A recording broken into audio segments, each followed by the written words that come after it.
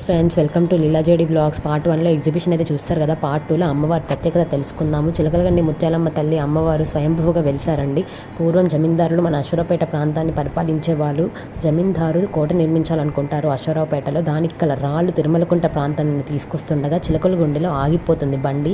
ఎంత ప్రయత్నించినా ముందుకైతే వెళ్ళదు. చాలామంది కూలీలు ప్రయత్నిస్తారు. అప్పుడు రాజుకి అమ్మవారు కళ్ళు కనిపించి, నేను ఇక్కడ స్వయంభువుగా వెలిసాను, నన్ను నాకు పూజించండి, నేను మీ ప్రజలందరికీ అండగా ఉంటాను అని చెప్పి అమ్మవారు అంతర్ధానం అయిపోతారు. అప్పటి నుంచి రాజు అమ్మవారికి పూజలు ప్రారంభిస్తారు. దాని తర్వాత ప్రజలు ఎంతో నమ్మకంతో అమ్మవారిని అయితే పూజిస్తారండి. ఇక్కడ ప్రజలు అమ్మవారికి వేటని మొక్కుగా కోరుకుంటారు. మన కోరిక నెరవేరిన తర్వాత వేటని అమ్మవారికి సమర్పిస్తారు.